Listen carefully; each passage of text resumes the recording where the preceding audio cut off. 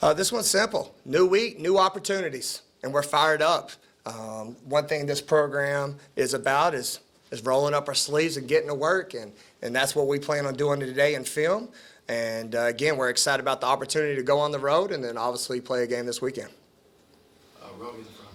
You kind of went through a couple of stretches like this last year. I think you had one or two where you lost 3 straight and didn't really panic. I mean, are you kind of leaning on that run last year and how y'all were able to? No, honestly, my focus is just on this team, right? I mean, you could reflect on that, and I see where you're going with that. But again, it's just about hard work. What are the pieces I have, right? And we've talked about it, and that's what I'm going to talk about my team today. Guys, it's life. Again, I coach 18 to 24-year-olds that this is how the real world works, all right? Did we want to be undefeated last week? You better believe it. But at the same time, it didn't happen. So let's roll up our sleeves. Let's get better. And our best basketball is still ahead of us. You're in the front. Me? Couple questions just leading into Wednesday's game or Thursday's game with Arkansas. Yeah. How do you guys get more out of Aaron and Jessica, and then obviously with Aaron going back to Arkansas, just what do you say to her about maybe just keeping her emotions? Yeah. Well, I think the biggest thing, we talked about this after South Carolina, the biggest thing you can do is play as hard as you can, which even if it wasn't that circumstance, that's our game plan. But knowing that she came here leaving there, that's the biggest gift that we can give her. And then what I love about sports, guys, is today's society all gets caught up in a box score. But the one thing that nobody ever wrote about in that South Carolina game was there were plus what on the boards? 27. 27. Did we go in that game talking about how hard we had to box out? Yeah. And you know what? Those two did a heck of a job. And here's the funny thing about sports sometimes. You might box out, but guess what? You don't get the rebound, right? So their effort they gave against, I think, how many players they have on the team? 11? 11 players. And all 11 were McDonald's All-Americans, all right? We did a heck of a job.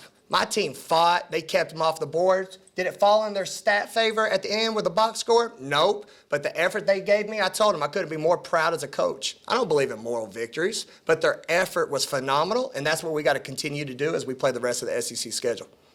Robbie in the front. Debreasha, what do you think is the most important thing for y'all this week to get back on track that maybe you weren't doing in the first 2 conference games? I think the biggest thing with us is what we've been talking is just staying together, coming in the gym. It's called like putting in that hard work. So we just got to continuously fighting together, working hard. So that's our biggest thing is just continues to just give. You can't coach effort. So just constantly working hard and giving it our all, giving it 110% every time we step on the floor, whether that's practice or in the game. Ben on the front here. Yeah, a couple here. First off, Coach, what do you say this team learned about themselves after facing such a dominant team in South Carolina that could have won the national championship last year as a favorite this year? Yeah, I think we learned a lot. I mean, first of all, again, what a great atmosphere. It was on national television. So for me as a coach, you find out really quick. It's ESPN. Are we nervous or can we really roll up and play? My team showed up, man. I felt it in the locker room. We came out, we punched them in the face. We weren't scared. I got dogs in that locker room, like I said. And they showed me they got heart and they got fight, and that's where us as a coaching staff, we're fighting for them just as hard as they're fighting for us. And that's all you can ask for. And then, again, we had moments that we're going to get some of the best players in the country who has a chance to win a national championship. We're head-to-head. Our goal was to have it in single digits going into the 4th, and me and Powe talked about it on the way down here. And I'm going to show the team today, there's several possessions where we missed a layup. I think we were 9 for 16 from the free throw line. And we had a couple of open jumpers where, especially her, she knows, she's one of the best shooters in the country. Just wasn't her night. But you know what I love about her? She got right back in the gym because she's going to show up the next night. And that's the kind of kids I've got. And when that happens, winning will take care of itself.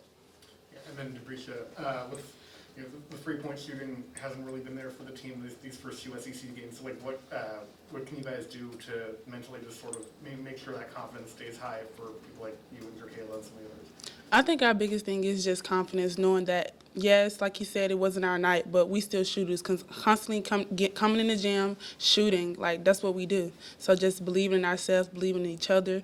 In practice, if we got that wide open look, telling each other, knock it down. Like, words of just constantly encouraging each other to be better and just staying confident in what we do.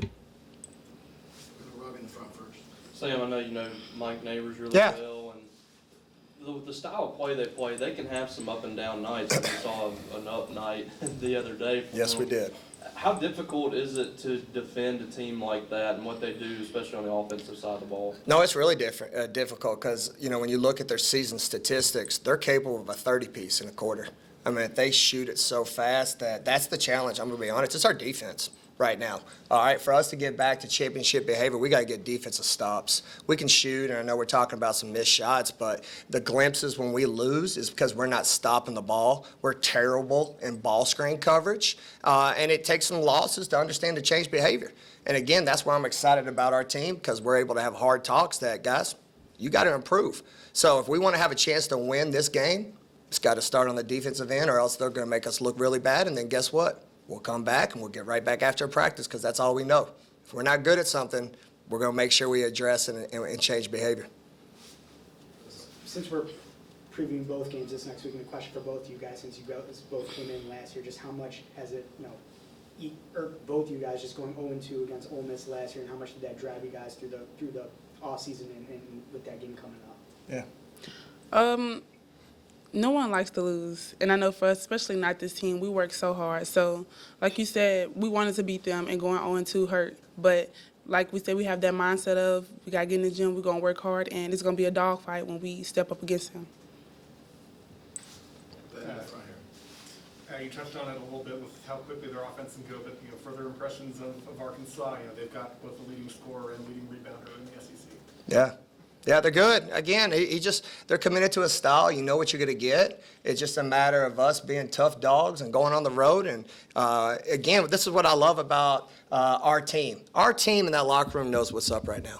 I put a tough non-conference schedule together on the road, and then most importantly, we faced adversity. We've had injuries. We've had sicknesses. All right, there's a toughness about us that I need that to carry over going on the road. And if we can carry that toughness, we'll be prepared for whatever opportunities or things that are thrown our way. Robbie in the front. You're putting a lot on your freshmen here in the first couple of games. Near's played a lot. Yeah. Jasmine. What's been your thoughts on how they've handled their first two SEC games? I'll speak, and then I know she's got my back on this one. Awesome. All right, because first of all, that's a culture here in the program, just like her. She started as a freshman, y'all. All right, she came in. It wasn't given to you, was it? Mm-mm. She earned it.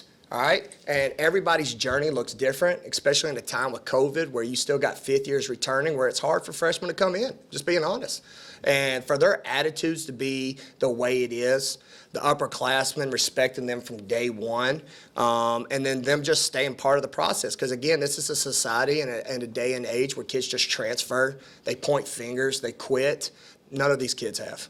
They've been the ultimate teammates, but most importantly, they've worked behind the scenes. They're coming on at the right time of year. It's unique how fate works and how injuries and, we don't want that on nobody, but opportunities arise. And I think you see Near coming on as strong as ever. I think everybody on our team believes in that kid. I know the coaching staff does, all right? And her best basketball is ahead of her at a crucial time. Jazz, I thought, had her best game of the year against South Carolina. I told her, she's been trying to press maybe a little too hard, but for her to have poise and no turnovers and make sure she got her teammates the ball, I told her I couldn't be more proud of her. And then Miracle, I told you, she's a miracle. The kid just plays hard. Has nothing to do with offense. She gets her hand on every single ball. If you didn't know and look at a box score, you didn't know she was a freshman because she don't care. She's coming out there to punch you in the face and find a way to help her team win. So I couldn't be more happy about the freshmen getting better. This sophomore right here has gotten better. All right, last year, no offense, Powe, you're only a spot three-point shooter. All right, but my girl's taking it against some of the best shot blockers in the country off the bounce. She had an unbelievable pull-up jumper to start the game to give us a lead. But again, it's a testimony to what this program's about and the culture is. It's just work. It's work. We identify what we're good at and what we're not. We're going to make sure we get better. And when you do those things, that's how success happens. Following question, Terry, in the front here. Kind of turning back to that Ole Miss game this coming week, being that we're talking about both of them. What is the conversation kind of within the team when you come up on a game like that both programs kind of have circled all year? What's the conversation? Yeah. Awesome. I'm being real because I'm going to speak for her and then we'll let you speak, Powe. I think the state of Mississippi slept on. I really do. In women's basketball, I talked about it earlier. That's why I've tried to pick some of these women's basketball programs from the state of Mississippi, like Jackson State. They're good. They're good, right? And sometimes the narrative across the country is, it's just Mississippi. I think this one right here is pretty good. I think she could have got a lot more coverage and recognition that she deserved in high school that she just necessarily didn't. So for Ole Miss to be good, I think it's great for the state. Great, I think it's great for the high school programs. And then obviously, like me, I've got 3 little kids where they want young women to look up to. So it's more than us just Mississippi State versus Ole Miss. It's what, the platform and the opportunity that you can put 2 great programs. Because again, we went to the second round last year, and then they made history last year and knocked off Stanford and went to the Sweet 16. So it only makes us better when these matchups occur. Oh, I mean, he pretty much said it all. It's an amazing opportunity. With me being from Mississippi, I'm just honored and I'm excited for the game.